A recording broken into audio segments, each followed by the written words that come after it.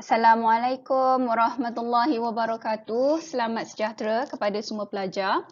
Berjumpa lagi kita hari ini dalam tajuk penetapan visi, misi dan objektif perniagaan yang mana kita akan memfokuskan kepada menghasilkan visi dan misi objektif bagi perniagaan tertentu sehinggalah faktor yang pertama sahaja iaitu titik pulang modal. Okey, ini adalah isi pembelajaran yang kita akan pelajari hari ini, iaitu murid dapat mengenal pasti 7 faktor yang perlu dipertimbangkan untuk menghasilkan visi, misi dan objektif perniagaan, iaitu murid akan dapat yang pertama mengenal pasti 7 faktor tadi. Okey, yang kedua adalah mengenal pasti titik pulang modal yang mana kita akan berfokuskan pada video kali ini. Kemudian menghasilkan titik pulang modal dan menghasilkan graf titik pulang modal menggunakan borang Lakla SEPA. Pengenalan, kita pergi kepada pengenalan dahulu ya. Okey, apa itu faktor dia? Okey, kenapa kena ada visi, misi dan objektif dalam sebuah perniagaan ni? Okey, kerana VIMO ini adalah sebagai satu tetapan iaitu visi, misi dan objektif sesebuah perniagaan ditetapkan supaya menjadi panduan kepada pihak pengurusan. Okey, apa yang perlu pihak pengurusan lakukan bila kita dah menetapkan visi? Samalah seperti hidup kita.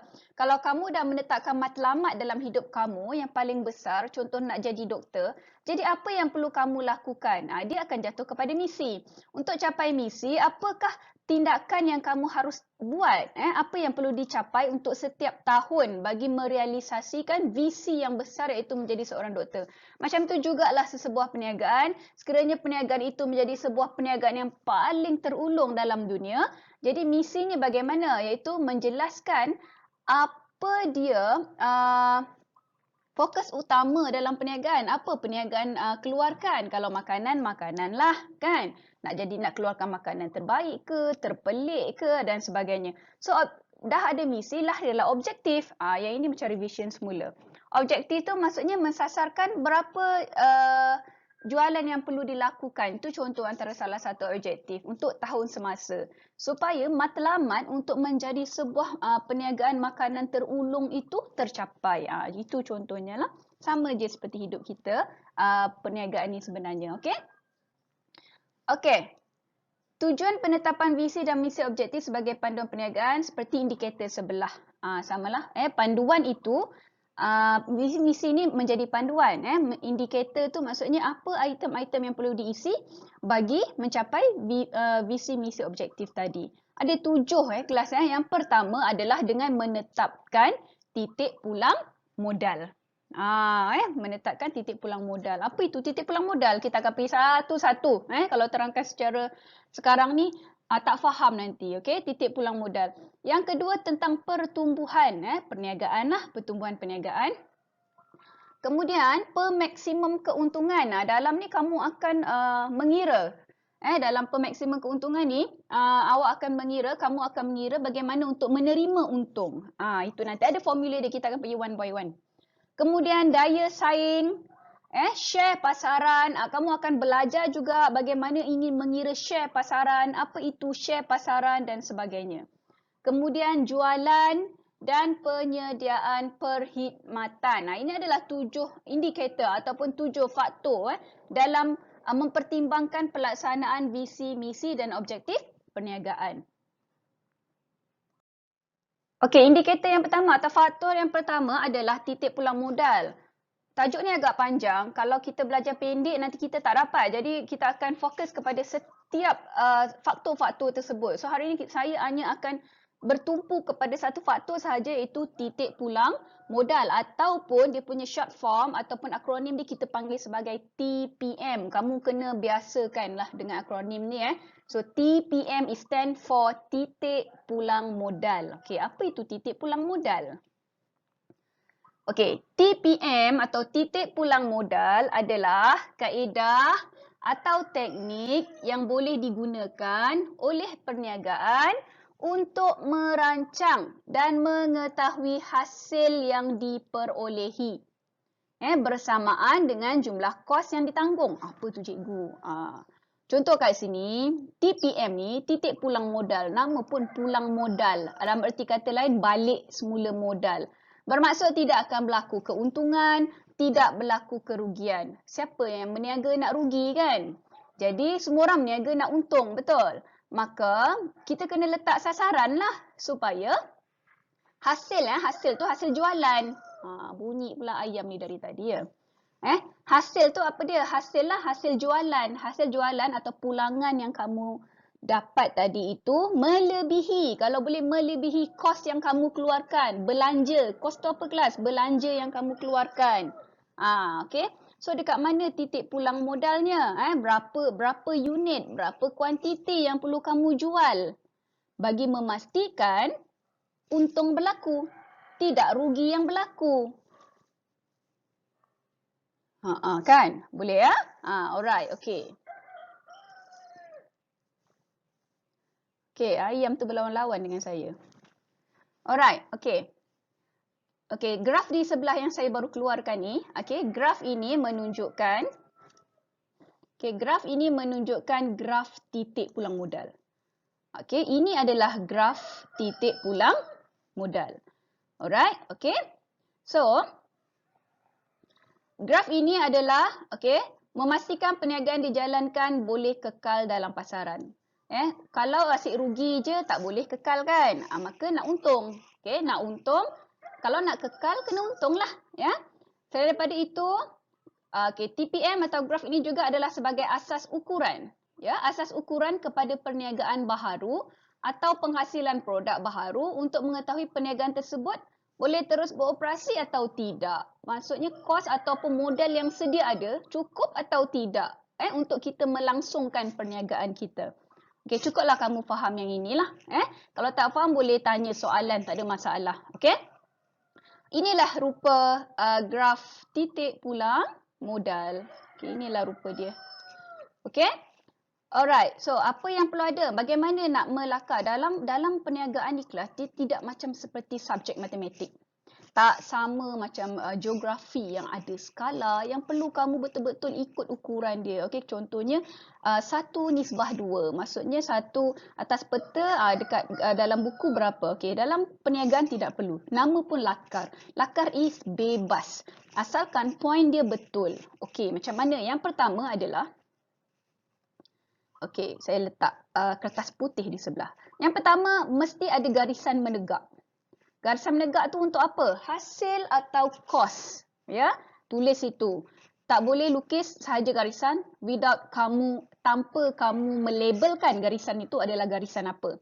So, yang pertama adalah hasil atau kos, RM. Itu dia. Tak ada nama lain kelas. Jadi, maka kena ingatlah. Okey. Kemudian ada garisan melintang. Garisan melintang ni apa? Kuantiti. Cikgu tak nak tulis kuantiti. Saya nak tulis short form saja. Q. Silakanlah. Tapi jangan tulis M. Jangan tulis L. Jangan tulis T. Yang itu nama dia Q sahaja. Macam kamu. Nama kamu Aminah. Tiba-tiba orang tukar kepada Zaza. Pelik pula kan? So, garisan itu nama dia Q. Jadi, tulis Q. Ataupun kuantiti. Jangan bagi nama lain pada dia. Kemudian, garisan yang ketiga yang perlu kamu wujudkan dalam lakaran. Saya sebut lakaran. Lakaran graf adalah bermula dari titik kosong. Nampak? Titik kosong. Tarik ke atas. Tarik ke atas. Ke atas mana? Janganlah sampai panjang sangat. Cukup-cukuplah. Bersederhana sahaja. Okey, ini graf. Ini garisan apa yang menyerong ni? Ini adalah garisan jumlah hasil. Itu nama dia. Okey.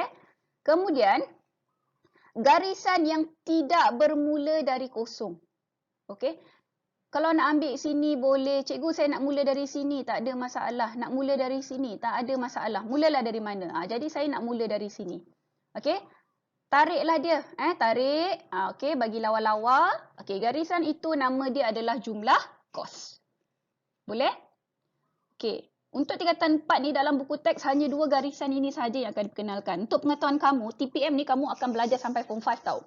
Maka kalau kamu tak kuasai dia pada form 4, form 5 akan menjadi kesukaran atau kerumitan untuk kamu. Jadi maka cuba fahamkan. So sekarang fokus kita adalah TPM. Mana TPM? TPM berlaku apabila Garisan hasil bertemu dengan garisan jumlah kos. Kat mana mereka bertemu? Itu dia titik pertemuan dia. Nampak tak? Titik pertemuan tolong hitamkan. Saya buat merah. Kamu pakai pen biru lah. Kamu pakai pen hitam lah. Terpulang lah. Ya. Tapi make sure awak nampakkan titik pertemuan itu. Okay. So bila dah buat hitamkan titik pertemuan, labelkan dengan garisan. Macam tu kelas. Okay. Kemudian tulis titik pulang modal. Kamu perasan atau perasan atau tidak? Mahu atau tidak mahu kelas? Semua ini ada markah dia.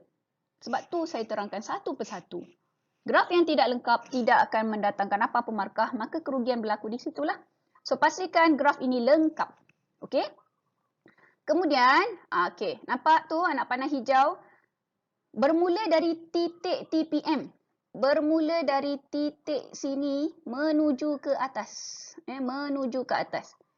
Ini kita panggil sebagai kawasan untung. Faham? Kawasan untung. Okey, kejap lagi saya terangkanlah jumlah hasil jumlah kos tu. Kawasan untung. Yang di bawah ini pula, okey. Bermula dari titik TPM menuju ke bawah itu adalah garisan rugi. Garisan rugi. Okey. Okey, selepas itu kelas, okey, kenapa rugi? Okey, macam ni kelas Yang penting ini label dia. Tolong ingat dulu ini label dia. Okey, jadi ni cikgu nak terangkan. Ini pemahaman kamu sahaja. Kenapa dikatakan untung kelas? Okey. Ini jumlah hasil, betul? Kamu tahu hasil? Hasil benda yang kita dapat. Kamu dapat hasil, contoh ini contoh. Kamu pergi laut tangkap ikan. Orang akan tanya, ada hasil? Nampak tak hasil? Hasil tu adalah sesuatu perkara yang diperolehi. Okey, macam itulah juga dengan perniagaan. Jumlah hasil itu jumlah yang kita perolehi daripada jualan. Kenapa jualan? Sebab bisnes. Bisnes is tentang jualan. Buying and selling. Beli dan jual. So, hasil adalah berkaitan dengan jualan. So, apa yang kita peroleh daripada hasil itu? Duit lah, share lah, tak kisahlah apa kan? Okey, kos ni pula adalah belanja. Kos ni adalah belanja kita. Okey. So, graf hijau itu adalah duit yang kita telah keluarkan. Banyak tu. Dekat sinilah kosnya nanti. Tapi nanti saya ajaklah macam mana pengiraan dia. Cumanya tak terlalu detail lah. Nanti kamu pening. Okey. Berapa banyak yang duit yang kita dah keluarkan. Ya, ini garisan hijau. Garisan kuning ni pula, oren ke kuning? Oren kot. Garisan oren ni pula adalah jumlah duit yang kita dapat ataupun jumlah hasil jualan yang kita perolehi. Okey. So, apabila dia melebihi titik pulang modal, awak nampak tak graf oren berada di atas, graf hijau berada di bawah. Betul?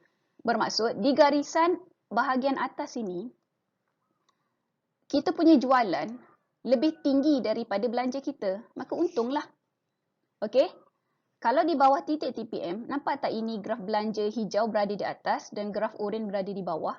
Bermaksud, jualan kita belum lagi melebihi jumlah kos. Belanja kita lebih besar ni daripada hasil kita. Bila belanja lebih besar, kamu akan mengalami kerugian. That's why di atas ini untung, di bawah ini rugi. Faham? Okey. Okey.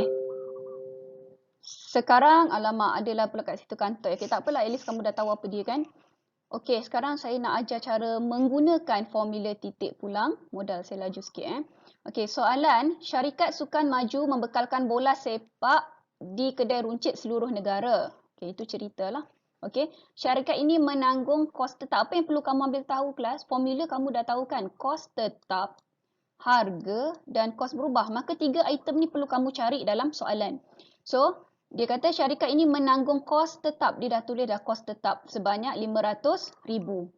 Okey, harga sebiji bola sepak dijual pada harga RM100. Harga, dia dah tulis harga RM100. Lepas tu dia tulis lagi, kos berubah seunit yang ditanggung ialah RM75. So sekarang dia minta kamu buat, kirakan titik pulang modal dan lakarkan graf. 2 perkara yang kamu kena buat.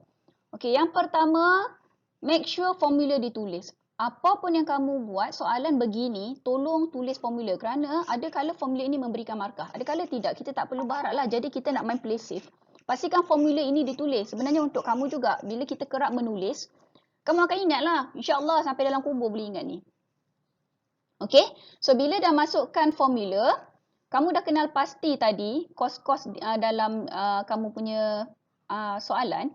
So, kamu dah tahu kos tetap, cari tadi kos tetap RM500,000, maka masukkan sahaja RM500,000.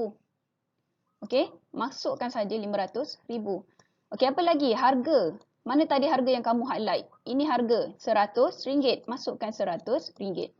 Kos berubah seunit RM75, maka masukkan RM75. Okey, dah sudah, tekan kalkulator dan make sure ini dulu diselesaikan. Ini yang saya garis ni, selesaikan dulu. Tekan kalkulator, 100 tolak 75 dapat berapa? Kemudian barulah 500 bahagi hasil tolak tadi. Jelas? Okey, maka kamu akan dapat 20,000 unit bola. Bukan RM unit. Maksudnya TPM itu 20,000. Bermaksud untuk mendapatkan untung ataupun untuk mengelakkan daripada kerugian, iaitu betul-betul balik modal, tiada untung, tiada rugi. Kamu ataupun perniagaan atau syarikat perlu menjual, memastikan 20,000 unit ini terjual. Baru kamu akan menerima semula pulangan modal. Balik modal baru. Belum ada untung. Okey? Faham? Okey, dah ada yang ini, lakarkan graf di sebelah macam biasa. Garisan menegak. Garisan melintang. Okey, garisan bermula dari kosong, iaitu jumlah hasil. Garisan bermula dengan jumlah yang tidak bermula dari kosong, iaitu jumlah kos. Hitamkan titik pulang modal, iaitu pertemuan antara garisan hasil, jumlah hasil dan jumlah kos. Okey, kemudian buat garisan biru yang saya lukis. Dan, okey, kat sini dia tengok dekat mana nak tulis 20,000 unit. Okey, buat dulu yang ini. Ini semua markah. Kat mana nak tulis 20,000 unit? Okey, di situ. Sebab kuantiti kan? Di sini. Jadi kat sini nak tulis apa cikgu? Kat sini apa? Harga kan? RM kan? Okey, pengiraan dia begini. Okey, TPM RM 20,000 tadi ambil, tulis di bawah, darab dengan harga yang diberikan. Berapa harga? Dalam ni dia tulis harga satu je, 100. Maka letak RM100. Darab macam biasa, dapat 2 juta. So, jadi 2 juta itu tulis pada situ. Okey? Boleh faham? Alright? Okey. Sekarang kita cuba buat soalan. Macam biasa, formula TPM. Kos tetap bahagi dengan harga tolak kos berubah seunit. Okey, ataupun kamu boleh gunakan ringkasan, iaitu cikgu selalu pakai formula TPM. Kos tetap bahagi dengan harga tolak KBS. KBS ni kos berubah seunit. KT kos tetap, H tu harga tolak KBS. KBS tu kos berubah seunit. Okey, pertama apa yang kamu kena buat? Baca soalan dengan teliti lah. Okey, macam biasa, baca soalan dengan teliti. Syarikat NHZA membekalkan bola sepak di kedai runcit seluruh negara. Syarikat ini menanggung kos tetap. Okey, gariskan kos tetap sebanyak RM200,000. Okey. So, harga sebiji bola sepak dijual adalah pada RM90. Dan kos berubah yang ditanggung adalah, kos berubah seunit yang ditanggung adalah RM45. So, dia minta kamu buat, kirakan TPM dan graf TPM. Macam yang sebelum ni, tulis formula. Masukkan nilai, nilai yang kamu peroleh daripada soalan, iaitu 200,000 bahagi 90 tolak 45. Dalam kalkulator, buat dahulu RM90 tolak RM45. Kemudian 200,000 dibahagikan dengan hasil tolak 90 tolak 45 tadi. Okey, jelas Okey, maka kamu akan dapat jawapan dalam TPM unit, iaitu 4,444 unit. Kena tulis. Jangan tak tulis. Jangan tulis 4,444. Lepas tu tak ada unit, tak ada apa dekat belakang. Salah. Tak ada markah dekat situ. So, kena tulis 4,444 unit atau biji bola. Okey, dah sudah. Tengok pada kertas putih di sebelah. Buat graf pula. Okey, kita jawab soalan kedua. Buat graf. Okey, garisan menegak iaitu hasil kos RM. Garisan melintang kuantiti. Okey, kemudian buat garisan sengit. Garisan menyengit. Garisan menyerong. Garisan menyerong yang bermula daripada nombor kosong yang kita beri nama jumlah hasil. Kemudian Buat garisan menyerong satu lagi tetapi bukan bermula dari nilai kosong yang kita beri nama jumlah kos. Okey? Hitamkan, bulatkan, pekatkan, lekatkan pertemuan di antara garisan jumlah hasil dan jumlah kos. Labelkan dia, bagi dia nama. Nama dia dah memang ada, TPM. Jangan bagi nama lain, tak sah. Okey, buat garisan biru putus-putus. Okey, kemudian kamu dah dapat, jangan lupa lorekkan atau labelkan bahagian untung, labelkan bahagian rugi. Okey, kemudian letak nilai yang kamu dah kira tadi, 4,444. Yang ni tak payahlah tulis unit dah. Kenapa? Dekat sini kan dah ada Q. Jadi kita tahulah, ya. Cuma dalam soalan ni memang perlu ada. Okey, yang ini kamu dah siap-siap tulis, dah siap-siap label. Tulis yang tak payahlah tulis unit dah. Okey. Kemudian ada kosong, ada kekosongan di sini. Janganlah tinggalkan kosong, isilah dia. Okey, kira TPM RM. Macam biasa. 4,444. Dalam soalan harga yang diberikan hanya satu iaitu RM90. Darabkan dengan harga. Okey, 399,960. Selesai, awak akan dapat markah penuh dengan melengkapkan semua yang kamu lihat pada layar skrin. Okey, boleh ya? Okey, last but not least. Okey, ini adalah borang la kelas apa, iaitu titik pulang modal. La kelas apa bermaksud langkah kepada langkah sehingga penyelesaian. Apa yang kita buat mestilah mengikut aturan atau tertibnya. Macam itulah dengan TPM. Buatlah tertibnya. Tertibnya apa? Langkah 1 apa? Langkah 2 apa? Langkah ketiga apa? Langkah keempat apa? Langkah tu nanti bermula daripada mana kelas? Bermula daripada A ni. A ni dulu. Okey? Alright. Okey, tak apa. Kita buat satu-satu. Okey, langkah-langkahnya atau tertibnya. Pertama, masukkan nama. Okey, dah settle. Masuk nama. Selesai. Dah selesai masuk nama. Okey, masukkan kelas. Selesai. Dah masukkan nama kelas. Masukkan jantina. Selesai. Masukkan tarikh. Masukkan settle. Itu tak penting pun sebenarnya. Tapi sajalah. Ya, sajalah. Saya mendedahkan kamu cara mengira borang. Cara mengira borang. Okey. Kemudian, masukkan. Okey. Kamu dah baca kehendak soalan. Sorry. Patutnya baca kehendak soalan dahulu ya. Okey. Syarikat Zamani Sdn Bhd ingin mengeluarkan 1,000 unit barangan Z pada bulan Januari 20XX. Harga jualan, awal-awal dia dah bagi harga. Okey, harga jualan adalah sebanyak RM75. Anggaran kos tetap, ya Allah, senangnya. Ada sudah kos tetap, bahagi. Dah, RM87,500. Dan kos berubah seunit, ada dia bagi lagi RM50. Okey. Kirakan, dia nak apa? Kirakan titik pulang modal bagi Syarikat Zamani Sdn Bhd bagi memastikan keuntungan diperolehi. Okey, jom kita jawab soalan. Langkah pertama, kenal pasti kehendak soalan. Dia kata kirakan titik pulang modal sahaja. Ada tak dia sebut lakarkan graf? Dia tak sebut lakarkan graf. Jadi titik pulang modal RM, titik pulang modal unit.